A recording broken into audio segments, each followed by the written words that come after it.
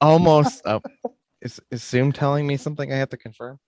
Right. Well, Yeah. that's Oh no, Zoom's basically telling you, hey, you're being recorded now. Yeah. Don't say anything. Don't say anything you would regret, because Jason will put it on TikTok. I will. Dear. I'll put it all on TikTok. Oh dear God.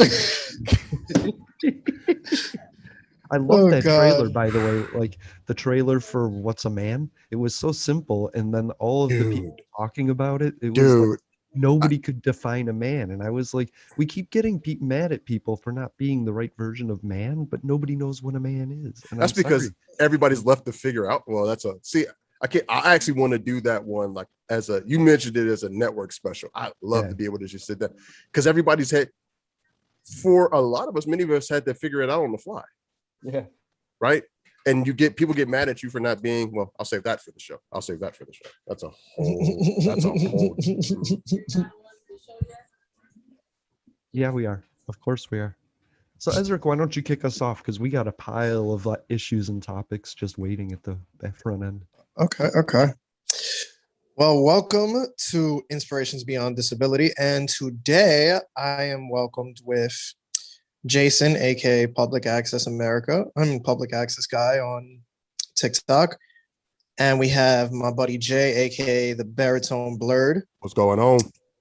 And we got Dave, aka Tell You Dave. Oh, I've returned, everybody. I've returned. I know that all of our wonderful millions and millions of listeners missed the feminine sounds of my voice. Feminine.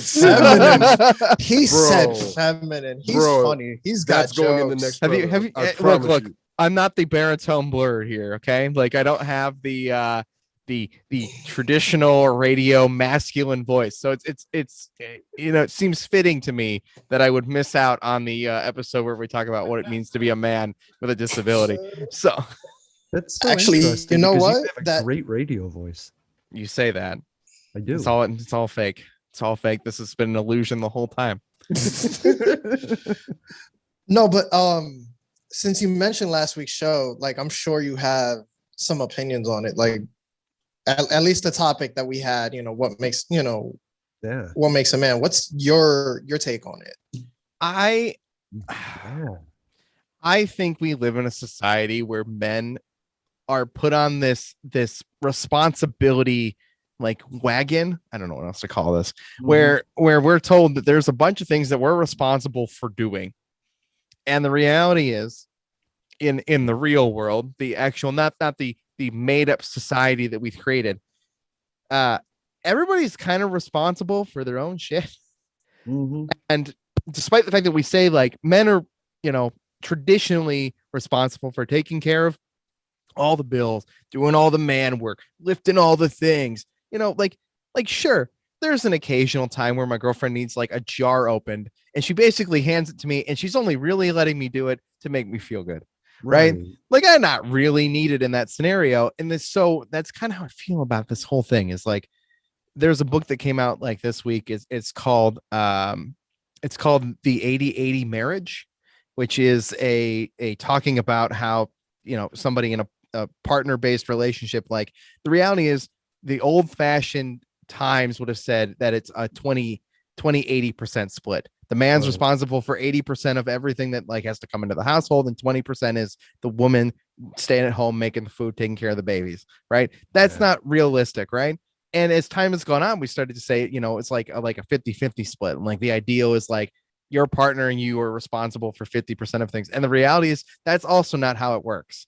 And so like the 80%, meaning like everybody's kind of responsible for everything and putting in their own contributions, and everybody's responsible, which 160% isn't really 100, but that means everybody's putting in the efforts. Like sure, we have these made up constructs about male responsibilities in the household, but like the truth is it doesn't really matter. You're good at something, you're contributing something. Sure, I don't do any of the driving because I'm blind. That doesn't mean that I'm not responsible for doing lots of the other things at home. And hi to my cat who I can hear meowing. You know what? I like that. I like that. And what's up to the cat? Just don't get. I love animals, but cats not for me. I'm highly allergic. They make my eyes burn. And I want to say, I think what people miss is that there's going to be days when 90% of the responsibility's on Dave, you know, and then there's going to be days when Dave can't put 90% in. Right. The 50-50 you're talking about is over the span of the entire relationship. At the end, you will have put in 50%, but there's days when you're going to put in 110% because your partner just can't do it. Yeah, and if you want this, I have not read this book. To be fair, I've not read it. Right. I've only read the opening of it, but it's called the 80-80 marriage, and it's saying that each partner is actually responsible for 80% of everything. Yeah, that's exactly what I've learned in my marriage. Like, there are going to be days where you got to carry the load, and there's going to be days where you can't carry the load. So long as you and your partner have that agreement of, look, I've got your back and you've got mine. Forget what everybody else says, because everybody else is going to have an opinion based on their own personal feelings. And if you try to live up to it, if you try to live up to their standard, you will fail every single time. You're not them. You don't have their life experiences. Which is why it's not even really a 50-50 split. Right. It's really just not. There isn't man work and woman work. There's just not. There's just work. There are going to be days where you can't stop. There are going to be days where you can't stop at 50%. Yeah. Right. There are going to be plenty of days where you can't stop at 50%. Yeah. It's so funny because I used to think like my in-laws were my wife's problem, right? And then one day I found myself like helping my elderly father-in-law go to the bathroom and having to get his pants down because he had a stroke. And I was like, oh man. But that's because they've become like, when you marry into a family, you literally marry into a family, right? You can't stop at like, oh, well, they're your problem, so don't worry. I won't worry about it. What I'm saying is like people think like man work is like lifting things and doing grunting and stuff, but no, man work is often what your wife needs you to do, and women work sometimes is asking your wife to like do something manly. It's doing the thing you can't do, and that's why the disability thing gets a little bit more complicated. But I want to say real quick is that like I was taking care of him because she was taking care of my mother-in-law who was also had dementia, and so it wasn't like she wasn't already doing something and pushing everything right. So, that's why both people put in 80% all the time, and you each get 20% for yourselves. Yeah. And that's how it actually works. And that's the reality. Yep. And so we use that time on the phone, right? Yeah. And I listened to the episode so long ago that you guys put out like a couple days ago that it's already completely, my exact responses when I was sitting there on the bus yelling at you guys, listening to it. I don't remember what I was yelling. So that's hilarious. All I got to say is slow clap for Dave. But I did want everybody that heard that to question them, like answer the question, even if it's to yourself while you're sitting in the bathroom listening to the podcast. What's a man? What do you think a man is? And then you'll realize that you can't hold other people to a definition that you can't create for yourself. You can't hold anybody to any kind of definition at all. Period. Exactly. It's all a made up construct made up by society that's not accurate. Right. And be mindful it was made up by a past society. We have grown so much as a culture and as a people. Like the roles have changed so much. Like remember when they used to say like, okay, well, it's a man's job to work and it's a woman's job to stay at home, right? That's when cost of living was super low. That's when cost of everything was super low. Like you could graduate high school and go buy a house for a factory job. Most of the factory jobs now are outsourced, right? Most of the cost of living has grown so astronomically that it's impossible for one person to just be in the work field by themselves. We could afford, my partner and I could afford this house individually on our own, barely, right? Like that's the reality of it. Like if one of us were to lose our job, we'd be fine for a short period of time. Right. There is no reality though in where we afford this comfortably that way, right? At all, right? It doesn't happen. So that whole definition of what a man, like if you go off of what people say the standard definition is, right? It comes from like the 60s, the 50s. It comes from like when my mom was coming up, like so it's from that whole era, right? Like it's not from a now time, right? Yeah. Yeah, it's like the John Wayne syndrome because I'm from the 1970s and men were either John Wayne or Alan Alda, like sensitive or just rugged. And then I always learned to try and slide between those two as what was needed, you know.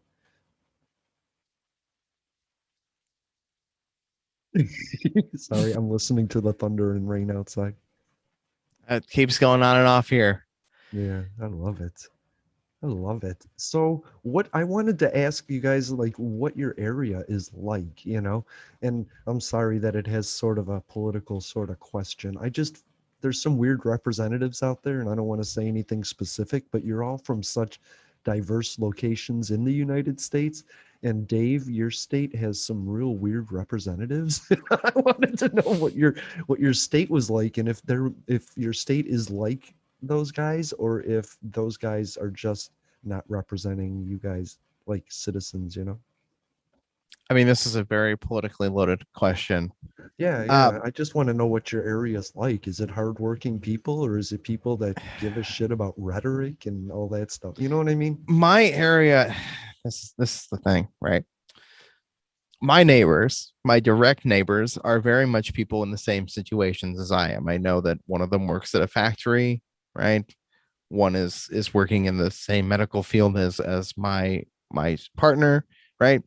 We're all working very similar jobs. And if you were to ask any single one of my neighbors directly, even in some of the surrounding ish area, they would all say we're hardworking, we're not paid enough, the people are not being represented, we are being ignored, right? But Cool. if you were to go just 7 miles over to the area where I spend a significant chunk of my time, these people are in their privileged area where they think the world does run the way it did in the 1920s, where the woman stays at home and takes care of the kids all day, and the man provides all the job money and that fake scenario. And they would say everything's perfectly fine, and that the people are being represented by a bunch of, I'm sorry, I'm gonna just say it, dumbass Republicans. So and therefore it's a strange group of people, and there's a bunch of uneducated people who I interact with on a regular basis who think that it is fine. But right now, in the current climate of Cleveland, Ohio specifically, I think a lot of us feel underrepresented. We're in a very blue area, except it crosses over into the red areas as well. And so like there's a little bit of a mix going on here. Yeah. But right now I would say I'm in a weird place. I'm in Florida. I'm right with you. It's like these privileged communities with Democrats that support those communities, like the frontline workers, at the grocery store workers, gas station attendants. We all live poor around these privileged communities, and it's the same way, you know? Yeah. So, and Jay, you're over there in Pennsylvania, right? Yeah, I'm in Philly. I thought you guys were like a normal state. Right? So Pennsylvania breaks down into this, and this is why this state always goes blue. Philadelphia and Pittsburgh and Harrisburg vote blue, right? Philadelphia, Pittsburgh, and Harrisburg have all like the largest populations of this state, right? So it doesn't matter what the rest of the state feels. If the entire city of Philadelphia, which usually does, Pittsburgh, which usually does, and Harrisburg for the most part usually does, goes blue, then that's the way the state's going. Outside of those cities, you have very rural, very not a lot of people, huh? Not a lot of people. I've driven through Pennsylvania plenty of times. Oh no, I've lived in a couple of those places outside of outside of those areas. They're people. Some places have some really good folks, but other places are places that me personally I wouldn't stop at night to get gas to save my life. So unfortunately, you end up with like our state goes blue as far as governor, as far as mayors, usually in the major cities, as far as most representatives, because Philadelphia, Pittsburgh, and Harrisburg. Outside of that, nah. The area I live in Philadelphia, it goes blue, but it goes blue because it's told to go blue, as in they really don't pay enough attention to politics enough to care. Right. It's just, you know, it's cool to get the I voted sticker every 4 years on Facebook. Cool. Other than that, they don't really pay too much attention to it. Like me, I'm an independent. Like I don't really, both sides are but you'll make your decision based on facts, not based party. on facts and what's being presented, and some, you know, sometimes it's just picking the best of a terrible choice, of two terrible choices. A douchebag or a shit sandwich. Yeah. You're getting one or the other. You might as well pick one. But other than that, like my area doesn't really, like, it's the poor, it's the underclass, it's a lot of minorities, it's a lot of disabled individuals in my area who all feel like no one's representing them well. So that's my area in a nutshell. And then Ezrick, finally, we get to end on a positive because New York is just a beacon of amazing representation, right? I mean, it's funny that he New thought York is like, we're gonna get positive notes. Okay. I'm just gonna say, like, I picture New York as like dirty and disgusting, but super loyal and committed to the people they represent. You know, like they're not gonna get everything right, but they have good intentions. You know, mostly from what I've seen, we've always leaned blue, but people that go into power. I don't know why my dog wants to subside with me. Nice. But the people that go into power are usually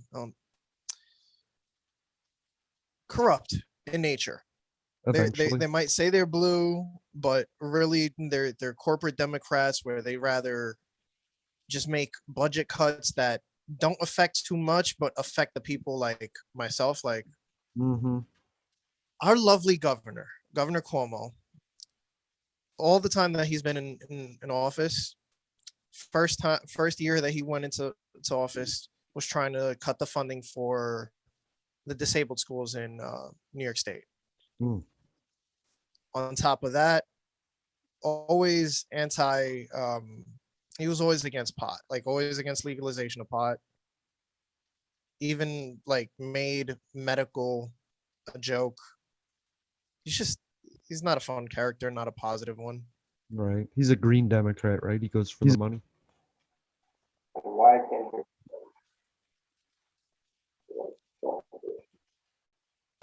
Hello? Hello. I do not know what happened. Did you guys? Something happened. I'm not quite sure what though. I don't know what's happening. Yeah, I'm just audio detecting everybody at the same time. Sorry. Yeah, I'm here. Okay, there you are. Okay. Yeah. No, that's cool. I just think it's so weird. It's like, I don't know. Politics is a weird thing. I just wanted to know what your areas were like, because I don't know. I've never. I mean, we voted to get, you know, more funding for the schools, which raised our taxes because we believe in education is important and the schools needed money, and like the absolute direct local tiny government in our area is fine. It's the surrounding, it's the state needs help. Yeah. My county or my city doesn't need a ton of help. Hi, Jasmine. Sorry. Jasmine's here, and I wanted to say hi. Jasmine, walk in, take a seat. We're talking politics on Inspirations Beyond Disabilities. Oh, and Esley's back, and so is Danny. Hi. Podcasting that I'm not qualified to talk about. And I'm so sorry about that earlier, though. Did you guys manage to hear anything I said? No, not at all. Just now? No. Oh my God. I am so sorry. So what happened is I think somehow it keeps thinking that my Bluetooth is connected. I don't know. I don't know what's going on. Is that the new mic? No, this is the one that I used last time, but for some reason I have no clue. I'm gonna try something real quick. Yeah, no, I mean, start the introduction again because we haven't heard a word you've said pretty much the whole show. No. Now he's just BSing. Now he's BSing. Okay. Honestly, Jay's really good at lip reading, so he's been sending us texts about what you've been saying. Okay, now he's joking. I know it really just cut off the moment I started talking about New York. No, you're good. A blind lip reader is funny to me. Sorry.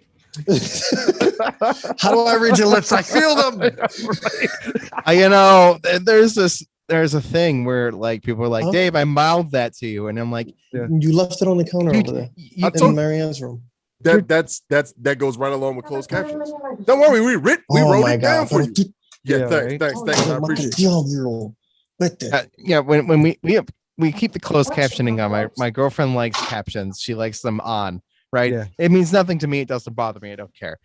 But like I'll turn the volume up because I want to hear everything. I want to hear every footstep, every sound, every tiny minuscule sound. She'd be like, that's so loud. And I go, it's way louder than it needs to be, but I want to hear all of it. The entirety, almost 90% of my experience is the sound design. That's why we got a sound bar. That's exactly the reason why we got a sound bar. We got a nice little cheap Amazon sound bar that it's not the best quality, but man, it'll let you hear everything when you want to. It annoys the heck out of my neighbors though, but I don't care about my neighbors. I'm a drummer. We talked about this. Listen, right? I have to care. I have to care to an extent. Yeah, that's because you're in really confined spaces in New York. That's the problem. Yeah. I was just thinking about movies. How little dialogue would there be if they didn't have to explain what they were about to do or what they were doing or what they had just done? Like if they were just humans living their lives, they wouldn't be outer monologuing to the world like a movie does, Have you ever seen A Quiet Place, the first one? No. That would basically be the beautiful thing about A Quiet Place is, thank God for audio descriptions, because honestly, it's the worst movie for blind people to ever watch. Right. A Quiet Place literally has no dialogue up until about, I think, 45 minutes or an hour in. They are literally in a world where they have to be completely quiet or these monsters get them, right? So the entire film is just them moving around and doing things, sign language to other people.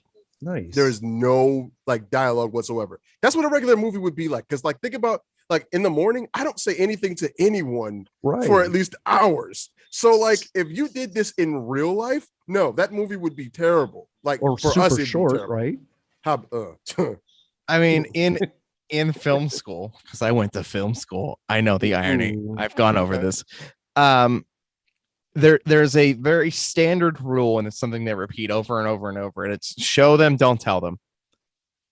And what makes a brilliant movie is probably something like A Quiet Place.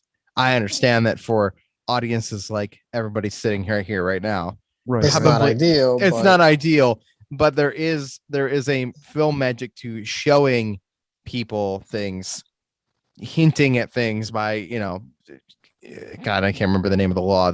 If you show a gun in the first 10 minutes, you better see that gun again, and you better see it at the end, right?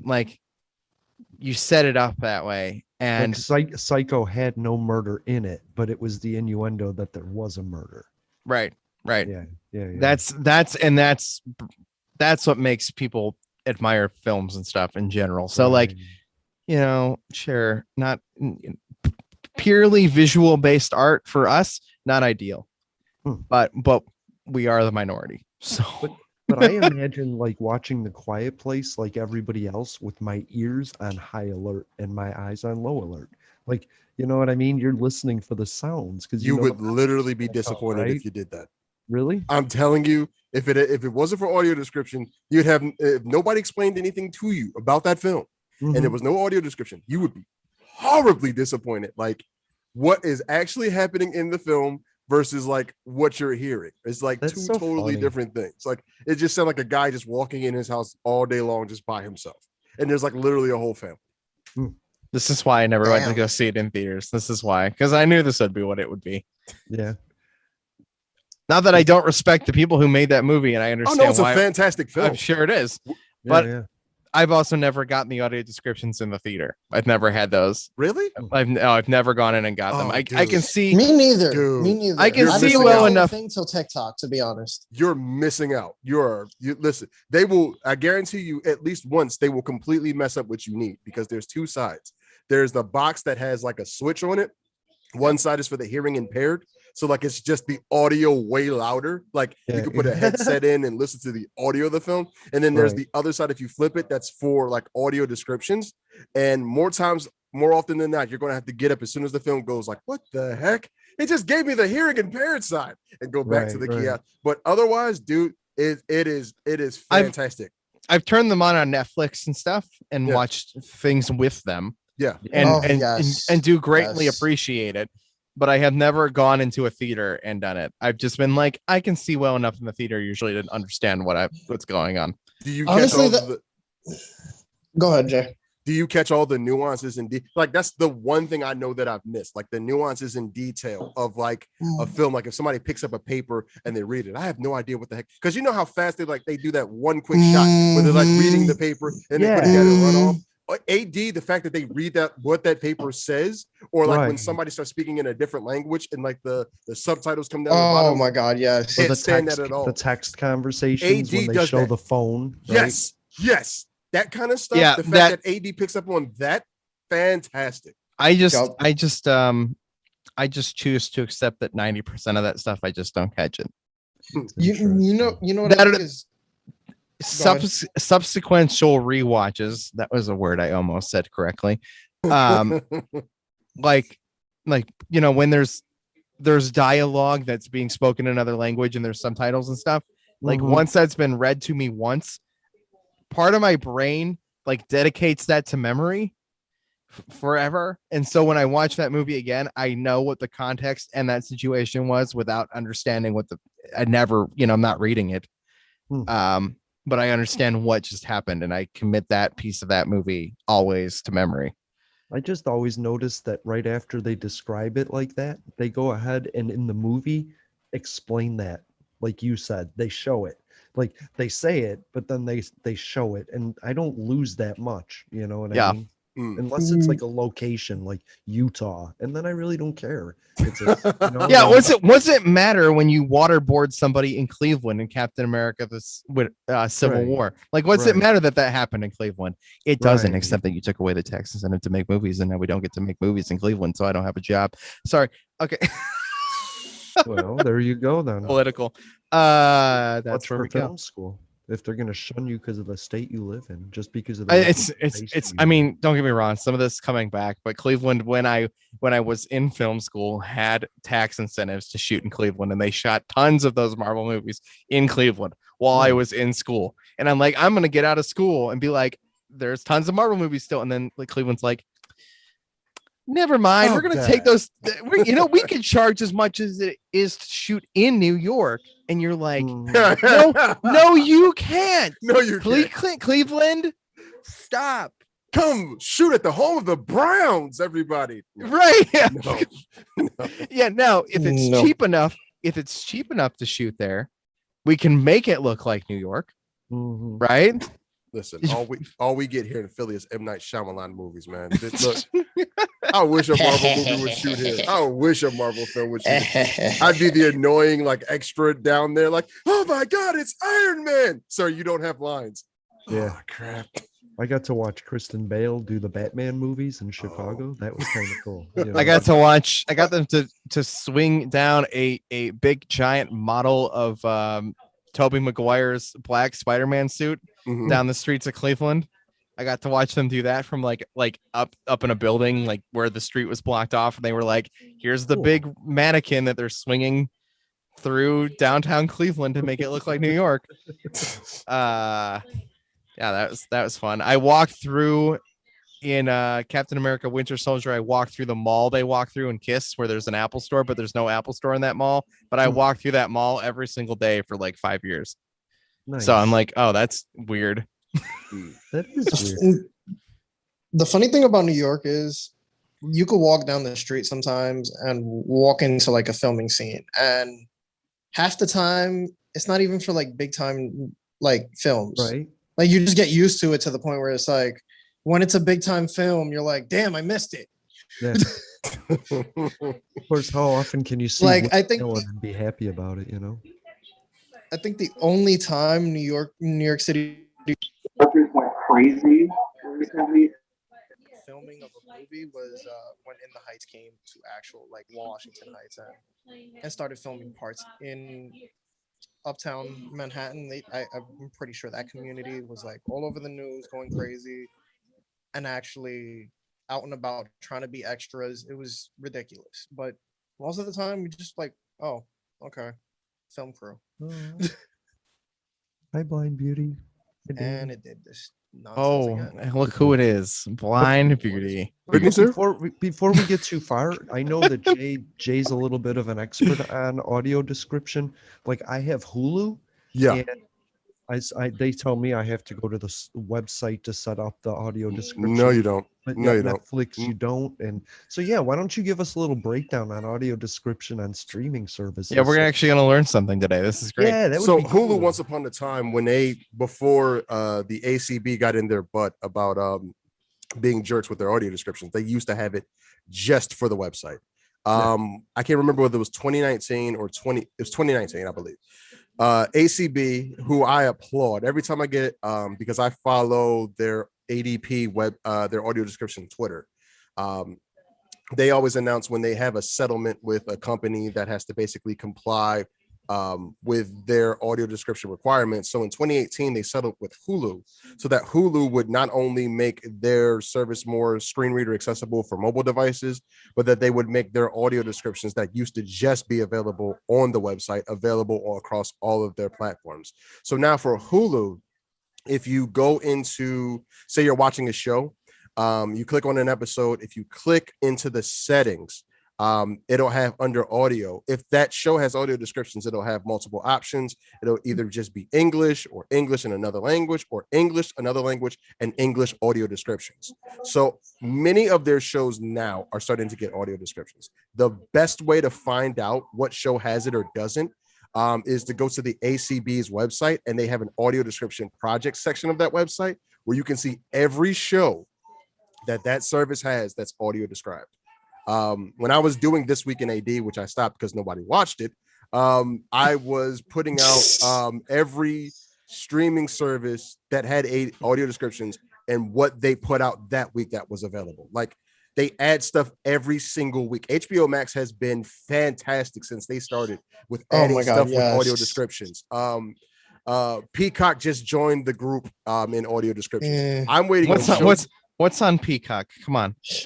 Off the top of my head, I have no idea. That's why I said. But listen, I watch Peacock for the WWE. That's pretty much it. That and whatever old version of Law and Order they have. The director's cut of John Wick 1, 2, and 3. They're on Peacock. Oh yeah, that's right. Because Peacock, what is it? I can't remember what movie studio NBC owns, but yeah, all of their stuff. Universal. So that's where I get my Hulk movies. Is that where I get my Hulk movies? You mean those movies Marvel refuses to acknowledge? No, those won't never see the light of day again. Because the MCU. Why can't I find the Hulk movies anywhere? Because they're owned by Universal, despite Marvel's bankruptcy is a whole thing. But I bet you Marvel's been batting 1,000, and they don't want to show their first two failures. Those aren't their first two failures. Come on. Oh no, we're not counting Howard the Duck. No, that doesn't count at all. We're not counting like 1960s Captain America. Come on. Or what was it? Nick Fury that was played by David Hasselhoff. No, I forgot about that. That doesn't count at all. Those didn't happen. The MCU started with Iron Man, everybody, and nothing happened before it. Nothing. Except Incredible Hulk happened a month later. We don't talk about him. That's why I bet that is on Disney Plus. I actually bet that movie is. Now, when you look at the MCU lineup, it ain't. No, it's not in the timeline. They don't count. But no, even though Iron Man shows up at the end. I'm sorry. Yeah. But audio descriptions for a lot of the services are you go into the video player, like you play the show, then you click on the settings, and then you click on you look under audio.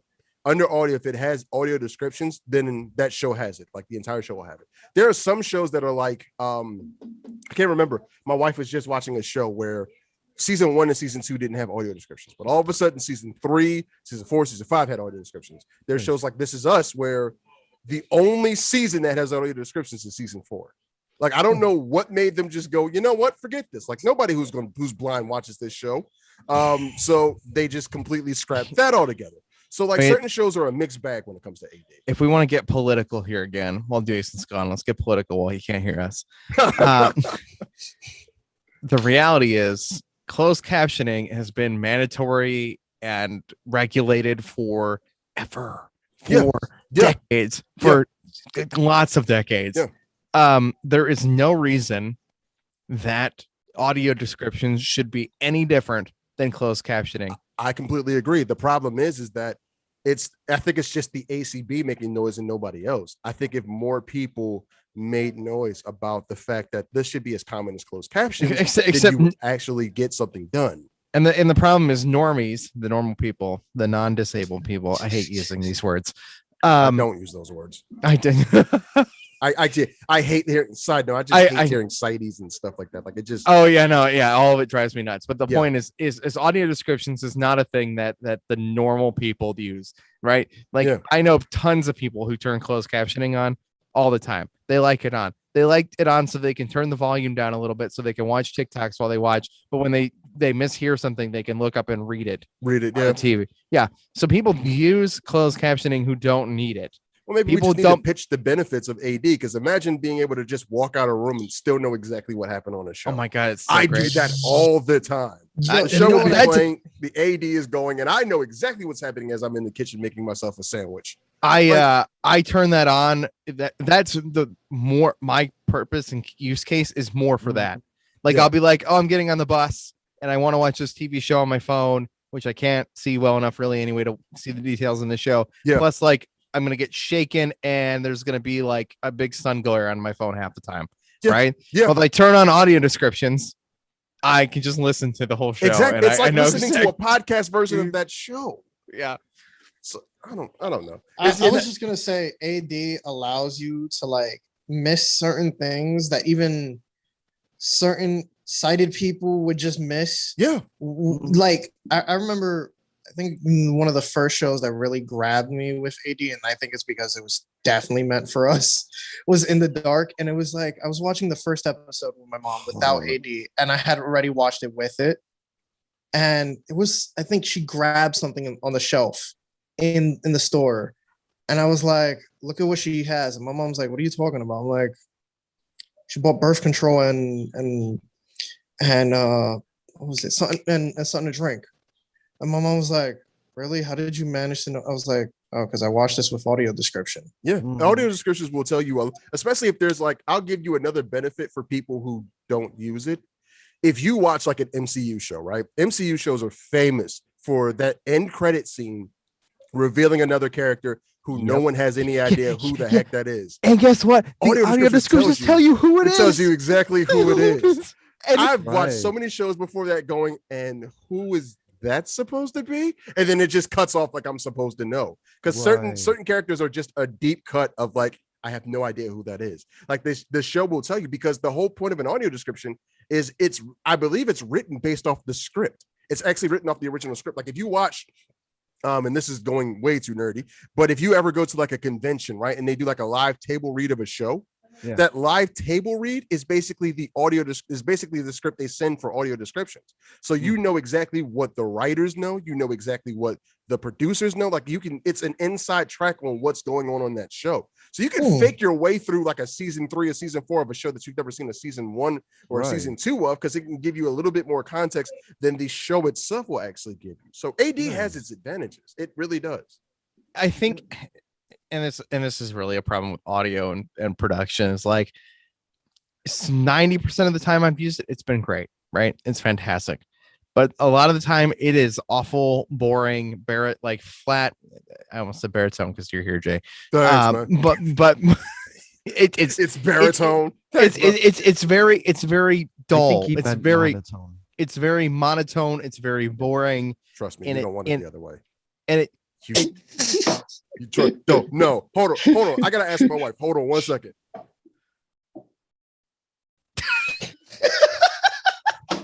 We muted it. Sorry. So, because I got other things going on in the background too. There was a movie we watched called Unstoppable. It's a train film with Denzel Washington. Okay. And I tell you, the guy who did the audio descriptions sound like he was reading it as it was literally happening to him. Cool. Like, oh my God. And then the train collapsed. And I'm like, bro, turn it down. You are not a character in this film. Please turn it down. Awesome. And it'll this I have to check on. This I have to check. Bro, after a while, my wife and I were just making jokes about the guy who was doing the audio descriptions because it was like, man, you are doing the most. No, it's a fine line. It's a very, very fine line that needs to be walked, right? Like, I can listen to the robot voice on my phone all day. Mm-hmm. I'm used to it. Other people around me, they can't stand it. They can't stand it. They can't stand it. Yep. Turn that shit off your phone. Yep. I've gotten it so many times. It irritates them because it is irritating. Like, let's be honest. It is. It's not that we like it. It's just we tolerate it. Yeah, it's what we have to offer. And hey, there's breaking news, just so you know, in our chat right now. Blind Beauty and Shy are having a discussion about audio descriptions with Jasmine. And Jasmine, I'm a political advocate, so haha, I brought the bullshit because I wanted to, because that's what I do in life. And we've got Shy and Blind Beauty here. Okay, so Dave, what were you saying? Now that you have a captive audience, let's turn the floor over something to you've been Dave. trying to say for the past couple episodes. No. So I think ahead, I think they could yours. listen. I think they should listen to our episodes. Jasmine, shut up and listen to Jay. So that's what all right, let's listen to Jay. Jay, talk. Because now Jasmine's the producer of the live stream. So right now we're doing what she does. Welcome to the welcome to the stupid things blind people say to folks. What did I say the other day? What was it? Awful was stupid people to say to blind people. Yeah. I wanted to start a whole series and be like, hey, it's time for Q&A with Jason. I don't have Q&A. You don't? No. Oh, turn it on. It's easy. I have like 30. At this point, I thought everybody had anything. I don't. Maybe it should just be on by default for everyone, and you just ignore it if you don't want it. That's TikTok though. Gotcha. But you know, the beauty of the feature is you'll get it way after everybody else has had it. Same with captions. Everybody's captions should just be on by default, and you turn them off. It really should be. You weren't the only one that said it. I saw a video of somebody saying the same exact thing. It should be at this point, but then again, it's TikTok. Like you got to keep in mind that this is being made by the app that really doesn't care about accessibility as much as it should, right? It doesn't care. Why isn't an option for every video? Because you're not going to remember to turn it. I remember hitting post on so many videos and looking back and being like, oh crap, I didn't turn on captions. Yep. I do it. Sometimes I just give up because the captions are like, oh my God. I'm gonna start doing. I'm gonna start doing AD for my TikToks, guys. How do I start doing AD for my TikToks? Yeah. I thought about doing that to be smart. I really thought about doing that to be smart. He turns his head and just seems like who knows after a while that I'm doing it. And then describe your audio descriptions. He leaned forward to the microphone to say. EJ does that when he shows off his cat sometimes. I think it's pretty cool. Yeah. Really? Little Fetty, I don't know if you know him. Yeah, I know. Yeah, he sometimes, if you look back, he has some videos where he's showing off his cat, and he'll like do his own audio description of what the cat's doing. It's pretty neat. Yeah. Oh, that is dope. I gotta check that out. I haven't seen that. I gotta check. Although I think the TikTok of the week was Dave saying, "I got 3-minute videos," and completely sitting there for 3 minutes. I was mad at myself that I watched the entire 3 minutes. Like a minute, I'm like, any minute now, he's going to say something. Right. Something at all. Wait, he stood there silent. I did not see this. Now I have to just check. Yeah. He's like, I got 3-minute videos, and it just sat there for 3. But everybody has minutes. It, Dave. No, but I think it's like the play on everybody making a video now saying they have 3-minute videos. Yeah. Everybody's saying it now. Yeah, no. And here's the reality: is I was like, You know what's that dumb thing that people do is they make a 3-minute video because they have 3-minute videos and that's what they do.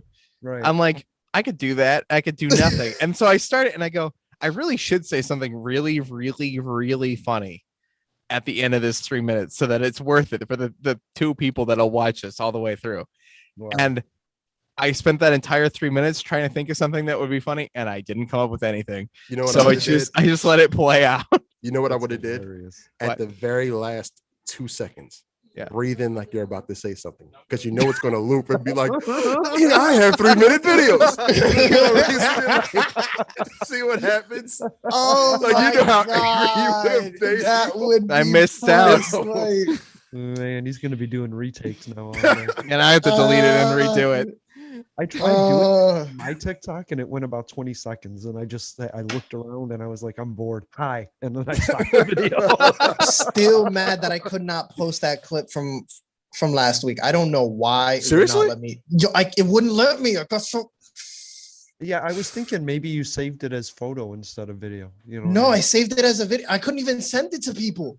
That was the even worse part. I wanted to send it to some of my friends. It's in the thread, right? The text thread. No, yeah, it's in the text thread. I was able to save it, but for some reason, it is so. I think it's because of how it's compressed. I think like the amount of megabytes that it is. Mm-hmm. I cannot put it into. I can't put it into TikTok. Here's the reality. I cannot. It's a stupid app. It's a stupid app. It's a stupid app. But no, I can't even send it. Guidelines violations for no reasons now. I have not. I have a ton. And it's just for the dumbest shit. So I'm still mad about some of them. I want to dispute them, but it's not worth it. Go ahead, Dave. I'm sorry. I have not posted any TikToks in a very long time because I'm out of ideas already. So, if anybody has any creative ideas, please send them to me on TikTok at Tell You Dave, or just message me directly somehow. Leave it in my comments. I have one that I'm probably going to drop eventually, but I'm scared that it'll actually happen. I have like one Q&A question that like I don't feel like the answer is worth answering. Like it's not like that it's a bad question. It's more like no one actually cares about this answer. You never know. There are questions I've answered that I was like, I think only this person wants to know. And then it started like a whole dialogue and conversation. Mm-hmm. You never know. You never know.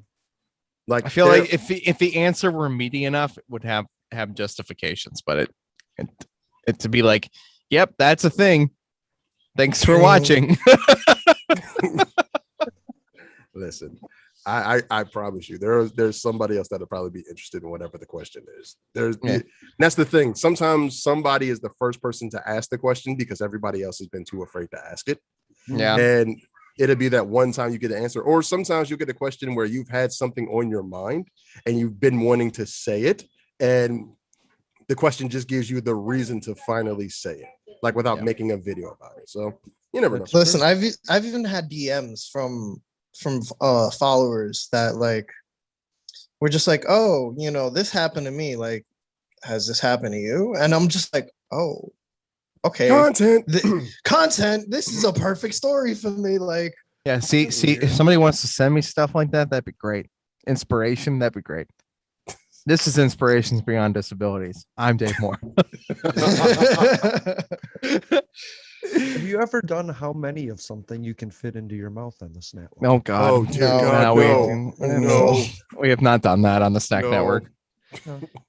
I have plenty of Snack Network content. That's fine. We're all good in that department. There's plenty of.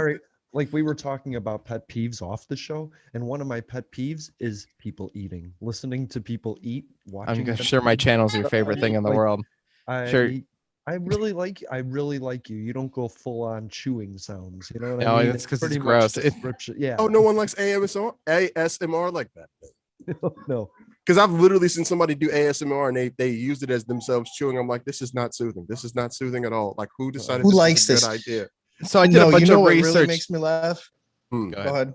No, you go ahead. Nobody wants to know this. I promise. No, my thing was there's some ASMR that my sister came across where it's like legitimately just cutting ice. I'm not ice, cutting soap. I'm like, what? Why? What is AMSR? ASMR is supposed to be like low sounds that help people to be able to relax. It helps deal with nerves. Like it's always like this. All right, let me break this down for you. Okay. Hi, I'm a pretty girl, and it's really, not always that. It is not always that. You're right. But for the sake of the joke, let's let it go. Yeah. Let's get Dave to whisper just for about 30 more seconds. It's late at night, and we're here, and today we're gonna crotch bottle. Did you say crotch bomb? Did he say what?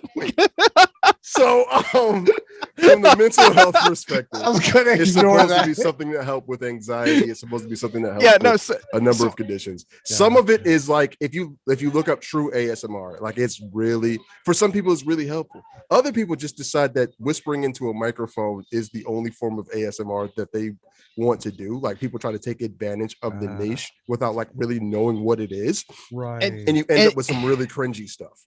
And the reality is and I did some research into this too, because I was curious, because it seemed like it might actually be a beneficial thing to, like, people tell me, Dave, you need to relax. But I feel like I'm kind of always on edge a little bit.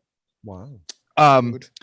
And so I looked into it, and the reality is, like, the sounds are supposed to trigger like a relaxation in your brain, right? But everybody's trigger is like a separate kind of thing, right? Mm-hmm.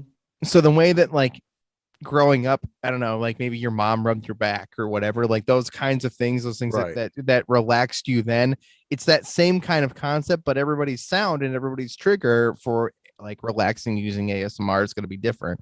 Right. And so, like, sure, I can be dumb and make a joke about crinkling a bottle, right? But it doesn't really, it's not accurate for every single person. You're right. There's people taking advantage of it, and what it has become is like this meme and this joke, in which the reality is it probably could help a bunch of people who have anxiety and depression and all sorts of things, but finding those niches that benefit those people, right? It's not it's not like a perfect science. I'm just always afraid that someone's going to, like, you get too relaxed in ASMR and then somebody's going to like get real close on the microphone and just start yelling. Like that's always been my fear. Like, you just relax, and then it'd be like, okay, bro, that was not even funny, bro. You're not in the movie. You need to calm down. Like, I walked out into the living room, and my friend was sitting in the dark in his recliner, and he went, "What do you want?" And I was like, wow, it's really funny till somebody does it to you tomorrow at 12:30 a.m. Oh yeah, no, I leave, like, when I know somebody's coming over, like sometimes I'll leave the doors open to my house because I don't care. Yeah. Most of my friends are welcome to just walk in whenever it's always open like it is in Fuller House, but like it kind of is. Right. Yeah, in Philly, we don't do that. That door stays locked 99% of the time. Only when I kind of know somebody's coming, and other than that, it's locked. Even then. But my friends will just like walk in and just like sit down, like if I'll be doing something, and like you walk in and I don't see them immediately. As soon as they say something, I'm like, yeah, it's terrifying. You're absolutely terrifying. That was hilarious. I'm gonna get you back though. My one friend came in once. I was letting the dog out. I was downstairs in my upstairs apartment. I came down. He walked in the front door and went upstairs. Now I had a giant dishwasher box that was in my dining room, and I left it in there. We'll remember this forever. Is I came upstairs and he just popped out of the box. It's the most terrifying thing in my life. And I still have not gotten him back for that. Jeff, I'm coming for you. You've heard it here first, ladies and gentlemen. Aw, Jasmine doesn't like ASMR. Nobody does. No, I'm just kidding. It's good for some people. Listen, I assure you there's going to be a moment, hypothetically speaking, I never would, but like if I was to leave New York City, I'm pretty sure just to sleep, I'm going to need some like some sounds of like sirens and shit just to go to sleep. Oh, because you're used to them. Man, silence I know what you mean. Is so awkward. I mean, it almost envelops me. It almost is a pressure in my head that pushes on my ears. That's silence, like I need a noise.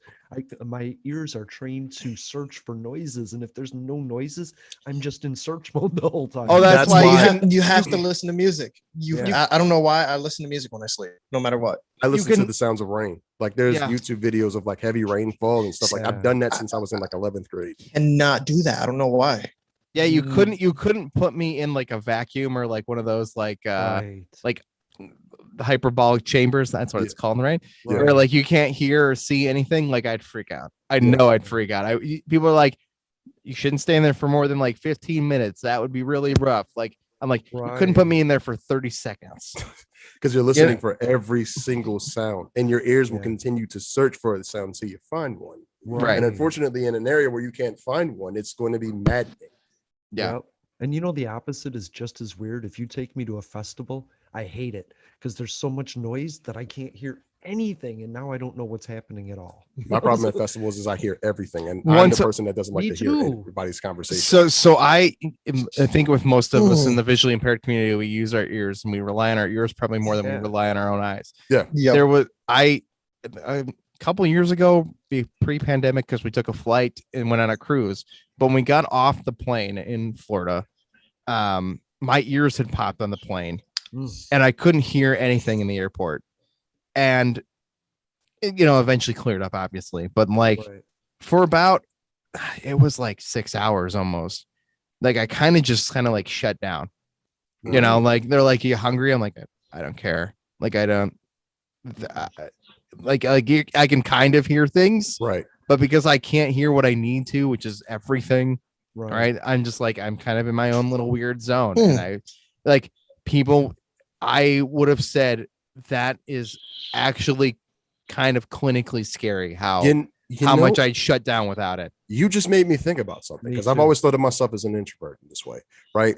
So whenever I hang around a crowd of people, right, especially like when you're in a large group or a large event, I never really thought about like how much you have to like absorb listening to things and how much that can like wear you out when that crowd is over. So much so that like usually whenever like I've heard a bunch of sounds during a day, like I'm done. Like if I'm in amongst a group of people, if I'm watching TV for entirely too long, like physically, I am exhausted, because I've never really thought about like how much it takes to really listen, because we don't just listen, like we listen for every minute detail, and like how exhausting that can really be. And then if you go to a concert setting with like music where the music is so loud, you still have to try and navigate like tables and people to go to the bathroom. Like, I'm dark, it's blind, I can't hear, I can't see where people are, I can't hear something right next that makes so much sense. Distance away. I've gone to a couple concerts in my life, and it's like, find the seats, sit down, and I don't want to move. Like I'll enjoy the concert as long as I don't have to go navigate through the dark of the crowd. I don't even really want to try to have a conversation about getting me something to eat. Like really just go get it. And just hand it to me, because even just trying to scream over this is exhausting. I'm not reading your lips. I'm not communicating. Like you can hand gesture all you want. I see your hands moving, but that's about it. What they mean, I don't care. Yeah. I want to know in the comments, do y'all go through that? Like, do y'all experience that? Because I've never really thought about audio that. fatigue. Like audio fatigue. Yeah. Well, I think I did. I really have to look that up now. I think I did a video where I was kind of referring to a lady that has autism, and she was talking about sensory overload. And I figured some of us have to have this to an extent, because I hate even going to restaurants where it's extremely loud, where I can't even hear my own thought. Oh, I hate those. You talk about the ones where the music goes super loud? No, where it's music, conversation left and right. Like you can't even hear your own partner or company that that took you there. You can't even hear them, because you hear everybody and everything. And yes, it's a fun environment to some. I would, sometimes I will enjoy it if it's good food and it's not too on top of each other. But if we are in like a restaurant that's the size of my living room, and there's like 25, 50 people in this restaurant alone, and everybody's and the music is heard. Exactly. Like I'm over it. I'm like, give me headphones and let's just eat the food and shut up and get out. I can't do that. and I'm no expert in autism, right? I have no qualifications to speak of this, but like when you talk to growing up with a disability of any kind, you spend a lot of time with people with disabilities. That sensory audio overload is what I imagine is autism on all the time. That's a huge part. My oldest daughter has autism. So that is a huge part of like whenever there's too much sound going on, oh, she's had enough. She's had enough. That's the end of the day. Whatever we were doing, like Walmart's when she was younger, Walmart's used to be the absolute worst for her because so much is going on. Yeah, she's just done. Like I can handle a Walmart because I can fine tune and hear things in different spaces. Right. But at the same time, how much time do you have to really? Not how much time are you in there, but how much time do you really have to be in there? Right. You're not really in there unless you're in what I call Hood Mart in my area, where there's like 9 registers open, but like only 1 cashier is working. Like Our Walmart doesn't even have cashiers anymore. It's all self checkout, and I'm never going back to the store until they reopen cashiers ever. Wow.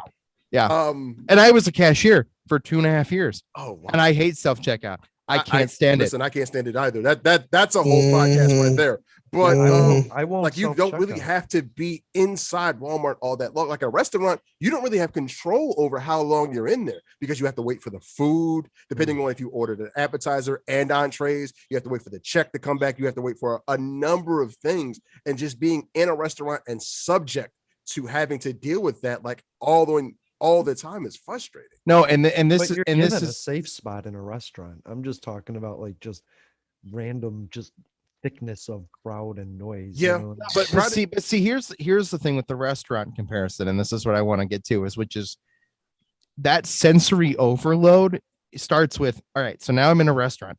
Now I can't hear, right? Mm-hmm. Because it's too much. There's too much going on in this place. Yeah. Now I also still can't see. Right. So I can't read the menu. Right. And like, you know, with enough time and patience, you can get through a menu and order food, and not a big deal. And it's something that's why going to places you've been 1,000 times is comforting for especially people like us. Mm-hmm. People don't understand that though. I don't need to look at that menu. I don't have to. I know it's on it. I know everything on there.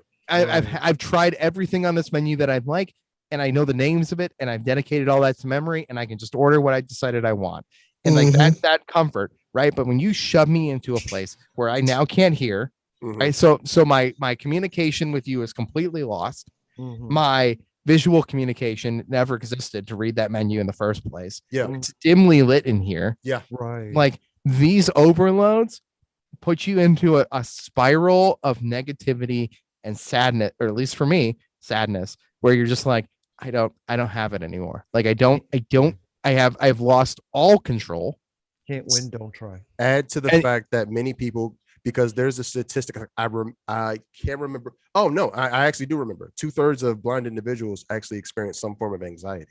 So now add anxiety to that fact, because now you can't see, you can barely hear the function. You're afraid to move because in dimly lit restaurants, especially ones where the chairs are too close together, you're afraid to bump into the person behind you, or spill your drink, because you've done it enough times. You've bumped into enough people, and you know that it's never positive. It's never. People do not respond. Most of the time, people do not respond well to being bumped or accidentally spilled something onto them or whatever. They react negatively, and now you have all these experiences, these piles on, and now you're in this 9 situation. times out of 10 you're going to do it. Now, or even worse, they make it a joke, like, oh, the blind guy spilled something, and then all of a sudden, now embarrassment's on there. The whole restaurant. Now, add to the fact that most of these dimly lit restaurants have a nice little candle which has fire to add to the ambiance. So now you've added a number of anxiety-provoking, a number of triggering things that now has you uncomfortable at a restaurant, and now you're supposed to act normal. Yep. Yeah, I had a date at a fondue restaurant, and it was just like that. Yeah. And I was like, how do you expect me? You want me to cook my own food? Oh, yeah.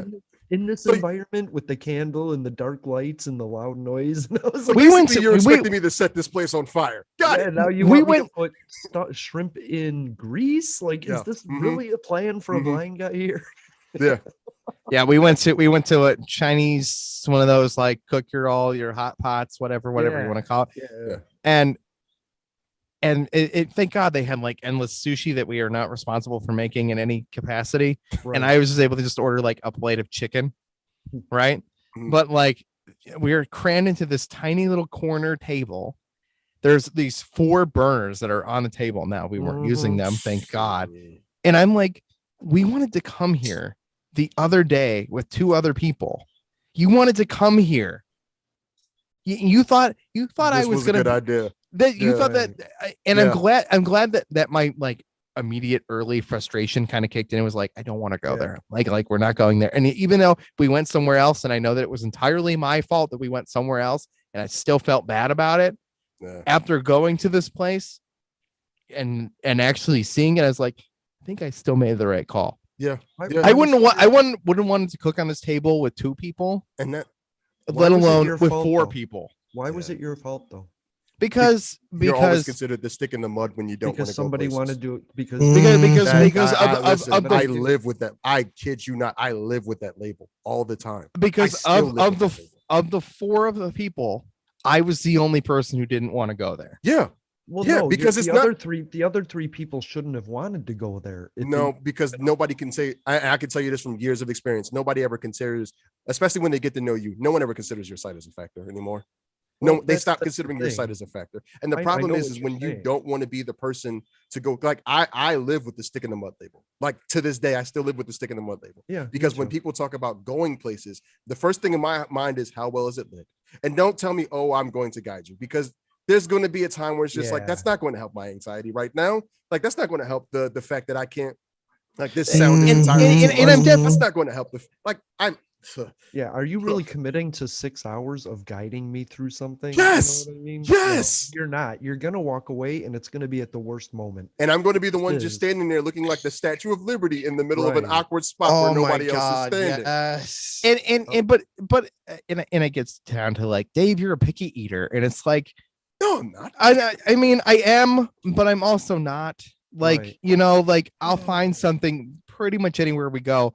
And now that I've been there, right, I could be like, well, I'll just commit to that plate of chicken again. Yeah, right. Like, so because I'll be the one guy at the table without the giant pot of whatever we're using to cook things. Yeah. Right. And I'm sure that sucks because it looks like I'm not getting the full experience of cooking your own meat and your whole blah, blah, blah. Which I can get at home, by the way, but go ahead. But now that I've been there in a situation with, you know, a person I trust and only a person I trust, and not 2 other people who I trust and respect, and they're my friends, but there's a different level of comfort between being with them and being with just my partner. Yeah. Right. Yeah. And so like, now that I've been there, sure, I'd go back now. But if I had gone there that night the first time with them and tried to be like, oh, let's all get these big pots of oil and cook meat, and like, I would have been miserable, absolutely miserable. I get it. There's something about not wanting to be the butt of the joke all night that people just don't understand. Right? Because if you make a mistake or you mess up there, now not only am I kicking myself internally for, oh God, why did you just do that? But now I have to hear the external voices of the people in the restaurant. I have to hear the external voices of my friends who now want to make this a running joke all night long, all week long, all month long. Hey, remember the time when nobody wants that? You remember, Dave, when you rode your bike into a parked car? Yes. Dave, do you remember that? You've done that too. Yes. Oh, yeah. Yes. You know what I think is funny? I did worse. I rode a bike into the handlebars of another bike. I swear to God, that was 20 years ago, and I still get shit for it. I still get shit for it. Yes. My nickname on a bicycle, I kid you not, was Crashing Jackson, because I hit everything. Everything. Oh, do not play hilarious. chicken with me. I don't know when the game ended. Right. Okay? The game ends when I hit you. When I hit you. That's so funny. Yeah. But I think what I think is amazing is, I think you touched on it, was these people that they're like, trust me, and you're like, you don't even know me. Like, well, how can I trust you? And then they're offended because you don't trust them, because they don't know enough. But they don't know enough to know that they don't know enough. They're like, come on, go to a party with me. I'll take care of you. And you know, they have no idea what they're gonna do. Take care of me. So basically what you're saying is you want me to go to this loud event where I know everybody knows that about 20 minutes in, I'm going to be sitting at the table praying to God that I packed my headphones and not moving from this spot for the rest of the day. Like I go to events now and people think I'm antisocial. Well, I am sort of antisocial. Like I am sort of Batman-ish in nature, but like when there's too much noise or too much going on, I bring headphones with you. It's a ridiculous amount of headphones that I own. And it's always to make sure I have a pair of headphones in every book bag I carry. So that way, if I forget my headphones, or if I didn't remember to bring headphones, there's a set of headphones in the bag. Because when the audio is too much, when it's just become too much, it's headphone time. And I'm listening to either the sounds of rain to kind of like decompress, to like deal with this, or I'm listening to something familiar and quiet to help me like deal with all the noise. And it's like the family reunions where you see your aunt that you've seen one time in your life in 5 years, like, and you're like expected to sit down next to them and have a conversation with them, and not only like, but you don't even remember who they are, like you don't even know. And it's not that you don't want to know, but it's just that you haven't seen them. No, you don't, but you don't even know, like you should recognize them. You've seen them enough times spread out, but you don't even know who they are because you don't recognize people. You recognize people you interact with on a regular basis. Yeah. Right. One of voices. Yeah. Right. Voices. One of the early things on with the pandemic where everybody's got their masks, like they're really crappy muffled masks. Half their faces are now cut off. So I have their faces, and I've lost a significant chunk of their audio because their mouths are muffled and shit. I was on edge for probably 3 months. Yeah.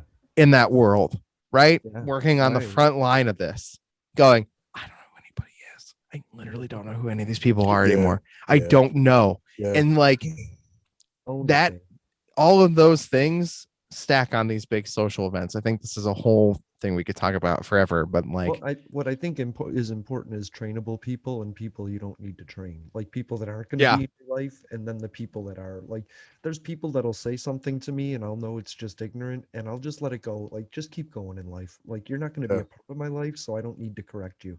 But then there's other people that are like, hey, look at this, and I'll be like, I can't see that, you know that, and they'll be like, okay. And then there's sometimes when I have to make it a point and be like, hey, fuck you, and they're like, and then I'm like, there, that made it memorable, now you'll remember, like I don't get upset, but I'm really good at letting people feel that, like what I'm feeling, like in a protective space, like you were just an asshole to me. What? People don't call me out. Oh, well, I just did, and now you'll remember it and you won't do it again, and now we can be friends. I think you learn, and I think this is something with probably this community of a lot of people who have to rely on other people for all sorts of things, right? I think you learn something that normal people don't learn, which is that people that you interact with basically are on a tiered system. Like these people are valued higher because they are trusted. I can rely on them for these things, and those, like, I think we learn that a little bit harder than a lot of other people. Like I think like very people true. Know they have friends that are reliable, and you have friends who are not reliable, but I think we learn like there's a hierarchy of people that are reliable, and so I don't have to count on a person if I'm never going to interact with them ever again. They don't need to know that I'm visually impaired because I'm never going to see them again. And so even, but that goes down to something as stupid as like in a public place, in a big crowd of people you're never going to see again, and you rip out a giant fart, like you can just laugh that off because you've learned that these are people that are never going to interact with you again in any capacity, right? Like, but I think that lesson, I know it's a dumb comparison, but it's true. It's like, I remember I was walking out of a restaurant like 2 days ago, and I was talking about something, and it was something that would be relatively embarrassing, right? And there's like two like 16-year-old kids who apparently got their daddy's truck leaning on the back of their car as we're walking out, and I said this thing that would be relatively embarrassing, right? And my partner looks at me and goes, they just heard you. And I go, I don't care. These 6-year-old kids are never going to see me ever again. Right. Like, I don't care that they heard me talking about poop or whatever I was talking about. Like until you see them again, and that's Poopy Man. That shit guy. But I honest to God, I realized that like, and even either way, if I were to interact with those people again, like that's the story then, like what's the harm in that? So there is a level of like, I've been embarrassed in my life so much by so many things that a lot of stuff that should embarrass me and would embarrass a lot of other people does not. Like I don't care. And I don't know if that means anything to anyone, or if somebody learned something, or if Brittany and Shire are still in our chat talking about coffee. Oh, there it is. I don't know. I can't read the chat, so I have no idea if they're still talking in there or not. But it's his death wish, Jay. It's his death wish. Jason keeps leaving us to let me say crazy things, and that's probably a mistake. Oh dear Jesus. Come on. Nobody's just let a fart out in the middle of a big crowd. Come on. Okay, I will say this. Jason, get them back on roll. I farted. I was just gonna say I time mine with the subway. Did you ever podcast and go to the bathroom and then come back and go, everybody heard that? You know what I mean? Oh yeah, when you came back and you didn't mute it, and you're like, that wasn't far enough away that I'm not sure they didn't hear it. Yeah. That's hilarious. Oh God. Everybody in the chat is pretty much in agreement that they suffer from the same audio sort of thing to some extent. That's good to know, because now that's something that I wonder. Yeah. I know audio fatigue is a thing for individuals with autism, but I wonder if they've ever considered that for the blind and visually impaired community. I would like to see. Like I said, I did a video on this, and a lot of people agreed with me. Some people even fight with their mobility instructors over wearing an earbud in one ear just to tune out noise. Yeah, and I understand it, but I know why mobility instructors get upset and are like, no, you have to keep your ears open. And it's like, yeah, but I don't want to hear all the bullshit that the world has to offer. It's not for me. That's why a lot of them, like my mobility instructor actually recommended that I get these bone conductor headphones. So that way, I mean, it's not super loud, but it's loud enough that if you turn it all the way up, it can help you drown out, but still let you hear the necessary pieces of like the world that you need. Right. Those are my everyday, all the time headphones. I've seen those advertised, but I thought the price on them were just ridiculously not. I mean, it's up there, but it's one of those things. I think it's up there because now the companies that make them realize the audience that's using them, and now they feel like they can just pretty much lift it. Because I mean, who else is using? Probably joggers and runners may use them at times like that. But other than that, we're the audience that thing is for. Oh. So it's kind of like it's up there. And I want to say that I agree with Jasmine had a point that listening to other people's conversations is hilarious. And I want to agree with that because I can also sit in a restaurant and hear a conversation with the waiter and waitresses and cook in the other room. See, for me, it's some conversations like I don't want to hear them, but it's always what we used to call it was out of context theater, where like you just say like you just get on a bus and you just that's a really good name for it. And it's just like you're just sitting down listening, and it's just like, bro, this is more of your life than I ever wanted to know. Like I've literally heard people talk about, oh, how am I going to stick this up my butt? And I'm going, whoa. And this ain't my stop, but I'm getting off. I have the friend that I'll be like, hey, they're talking about sticking stuff up their butt, and he'll be like, oh, and he'll start listening and then get into the conversation and then bring me into it. Like, yeah, he heard you say you stick stuff up your butt. And I wanted to, and I'm like, hey, like I've literally. I just wanted you to tune in and listen to them talk about butt stuff. I didn't really want to talk about butt stuff. Like that's when the headphones come out immediately. Like, you know what? I'm good. I cannot. Because for me, the things that get stuck in my head are the conversations you never wanted to hear in the first place. And they play like a record all day long. And that's just not the thing I want stuck in my head all day long. Oh no, like you can listen to people talking about how like they're pregnant and now they're on their way to meet the guy they slept with one time who they were never going to see again, and they're like talking to their friend on the phone. You're like, why am I listening to all this? Why do I can't turn it off? Yeah, you can't. And you can't turn it off because you have to listen. I used to. I think that people can like zone out and just like space into like looking at like trees, right? And things that like details and like patterns on fabric and things. Like I think that's what other people can do. And I'm like, can't do that. I gotta listen to everything. That's all. I used to be that way, and then all of a sudden I realized my ADD means if I look at something else, I'm not listening to that anymore.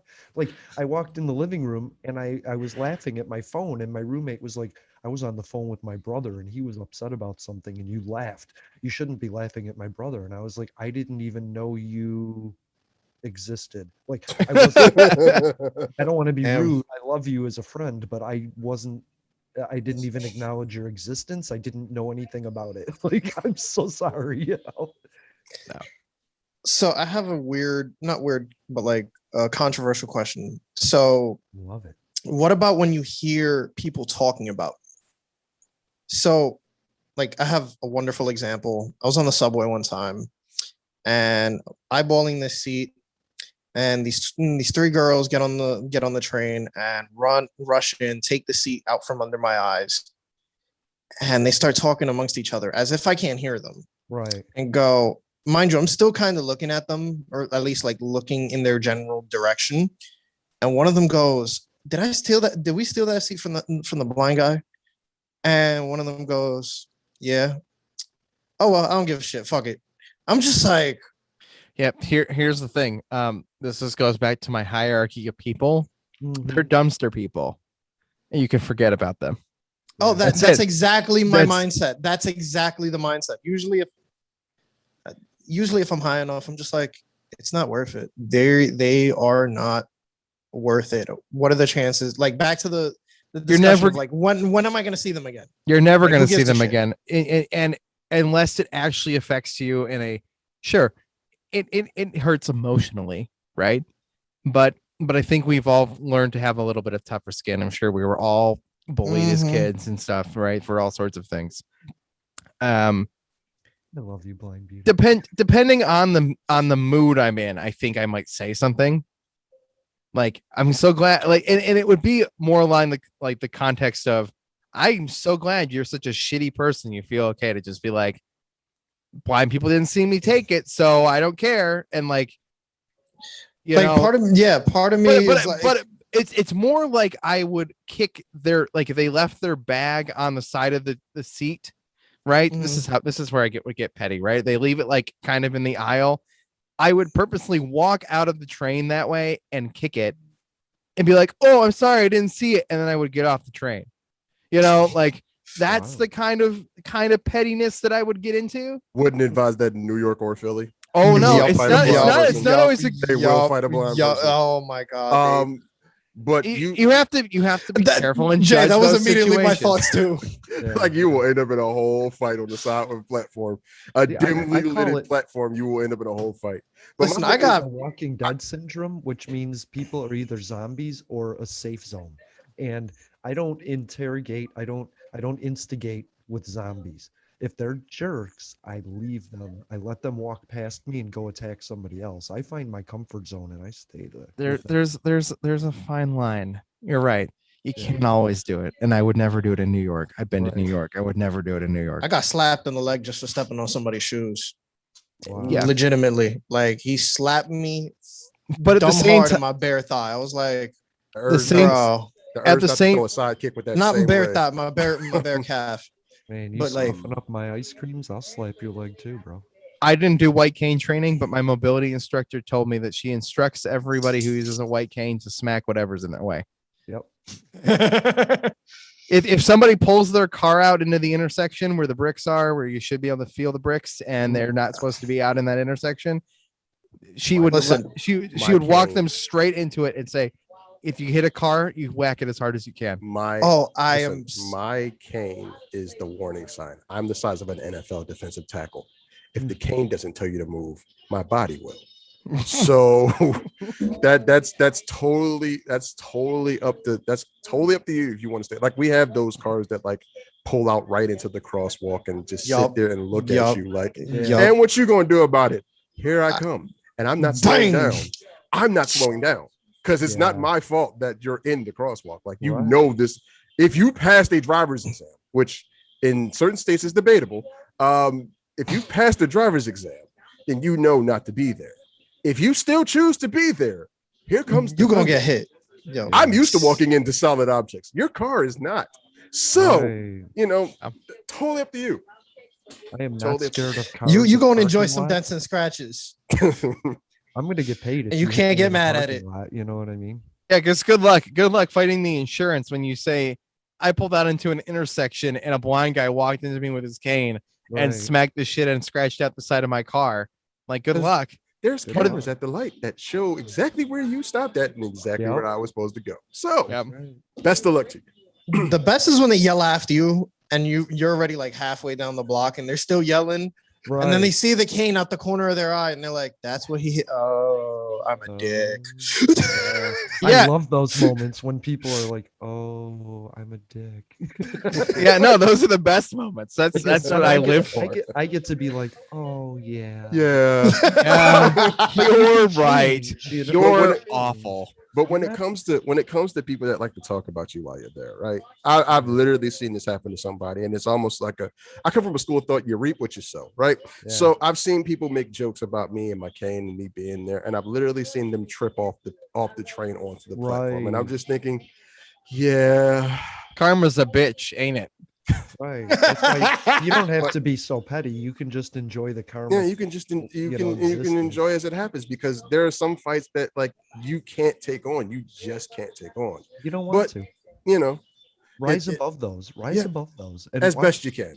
Watch people be their petty little selves. As best you can. And then when they're done with it, then they look at you and they realize you saw the whole thing. Mm-hmm. You know what I mean? And they're embarrassed. But then you can be like, you're not an asshole. You just did an asshole thing. You don't have to be an asshole your whole life because of that, right? Just take this moment and realize you got called out on your bullshit. Right. Now own the bullshit and move forward. Do the right thing moving forward. Yeah, that's this is a whole nother conversation about like cancel culture and all sorts of things, right? Who's canceling what? But where I'm going with this, which is, are you mad about Mr. Potato Head? Mr. Thing is no, we're not. Sure, let's use Mr. Potato. It's stupid. That's a dumb thing to be mad about.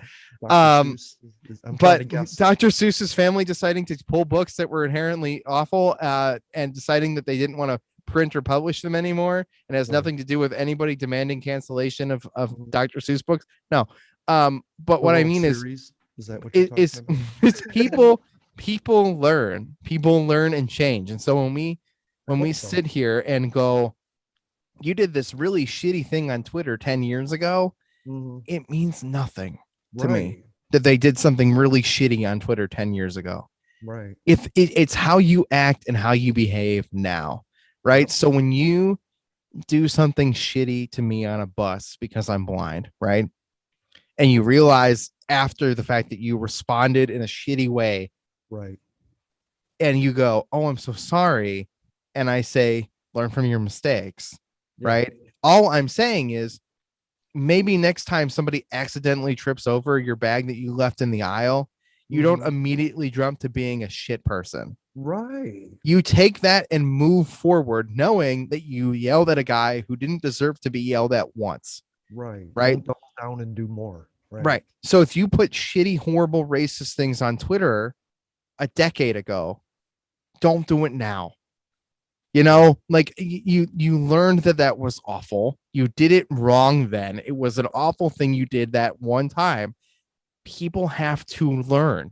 And to learn, I think, and a lot of us, and we talked about this last week, or you guys did, is where like doing some tasks, like you have to make the mistakes over and over and over and over to learn it. That's just part of learning it.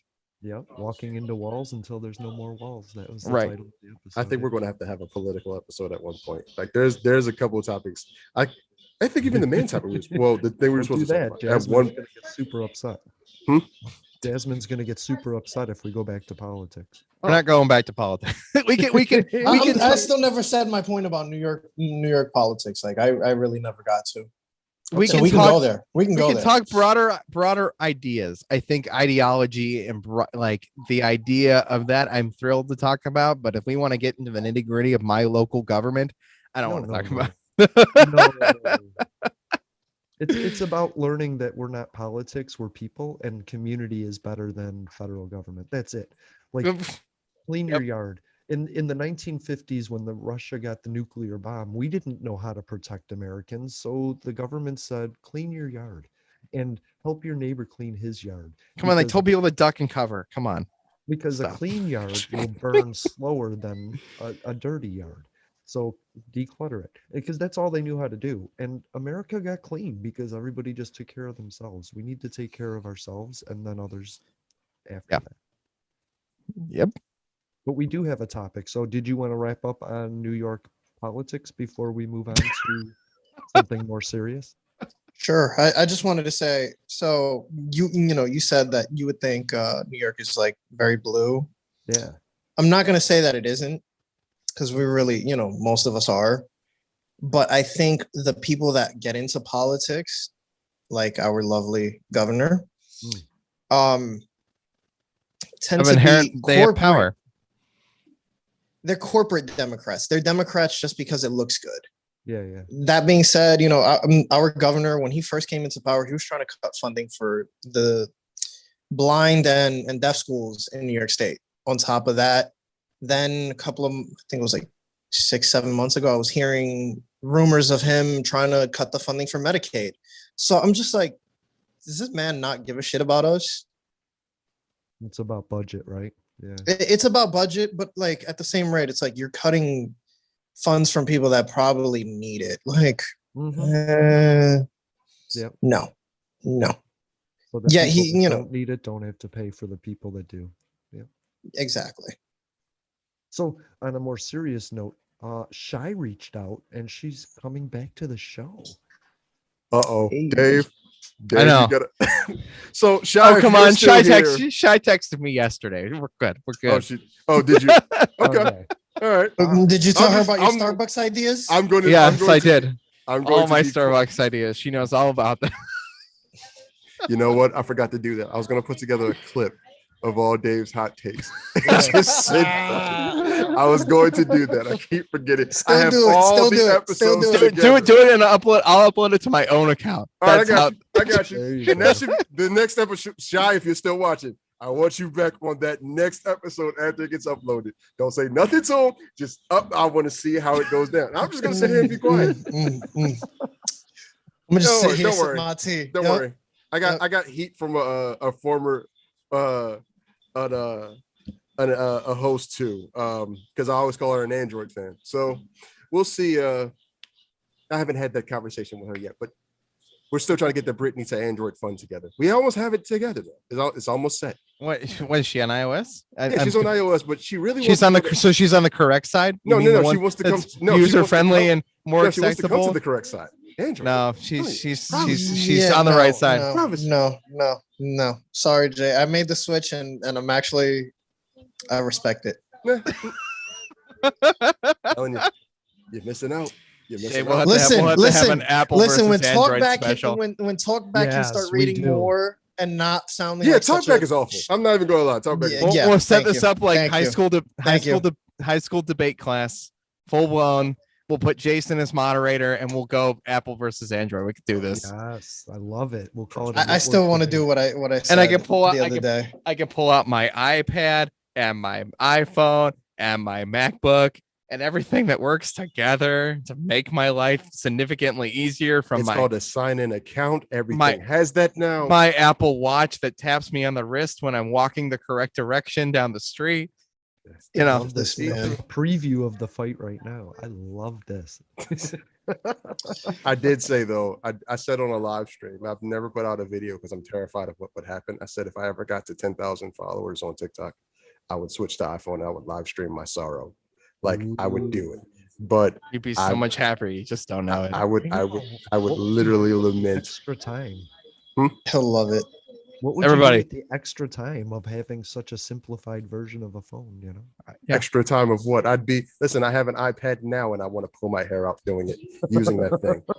It's just, there's some, like, again, there's certain features iPad with I don't understand. iPad OS actually, iPad OS needs some work. Let's if we're gonna throw Apple's one operating system under the bus, I'm gonna actually throw some shade at iPad OS. Thanks for listening to Inspirations Beyond Disabilities. I think we're done, right? That's time. I heard time. I'm gonna let Ezrick wrap out the show though, because he introduced. Dang it! I wasn't gonna say nothing. No pressure. No pressure. Damn it, Dave. Do you want me to take over? Yeah, that's my ringtone ahead, now. Just go ahead. Okay. Go ahead. Of course, joining us on this wonderful program that you listened to while Dave had hot takes, Jay had problems with Dave's hot takes.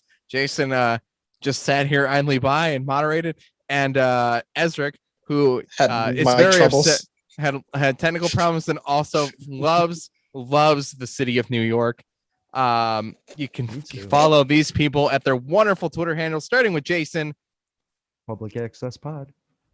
it's going to Jay, The Barrett's Own Blurred, on TikTok as well, and Ezrick, whose TikTok name I always forget, even though I should know it. He's blind. Oh my God. And why? Yeah, it's just blind_in_NY. Yeah, you know, see, that would be great if I remember that. I'm Dave Moore. Of course, you can follow me at Tell You Dave, and you can listen to the other shows on Public Access America at Jason's website that I probably should have known before Public I started. Access America. Public Access America. And we're live every Friday at noon, and we'll see you guys next week for another fun Inspirations show, Beyond Disabilities. You're the best. And thank you to everybody that listened to the live stream. There's so many comments. It's Hi, so Shai. amazing. Are we still live streaming right now? Yeah, Oh, I do not have a problem with your hot takes, man. I know. I'm just giving you shit. Jake. I just want to Relax. see. It's just funny to watch. Like I can't wait to do a show with the girls, man. I really can't. Oh, Same. come on. Yeah, I mean, don't get me wrong. I made fun of them for the Starbucks thing, but it's not real shade. Like, it's not, you know, I know. yeah. there's no real bad blood here. I wanted. But if you so happen to go to an NFB convention and one of them manages to hit you, I'm just going to stand back and watch. I'm just going to stand back and watch. And they have the cane. They have canes, and he doesn't. Oh, I have a cane. I just don't use it. Listen, an identity cane ain't gonna protect you, both. You're right. Yeah, you're not. Let's just be real. Can I let you guys in on a really dark joke I thought of today that I shouldn't? Are we still live? I probably shouldn't say this live. All right, we might want to stop the live for that one. Yeah, never mind. Oh, next week will be an apology pot, like, ladies and gentlemen. Let me stop podcasting right now. Okay. See you guys next.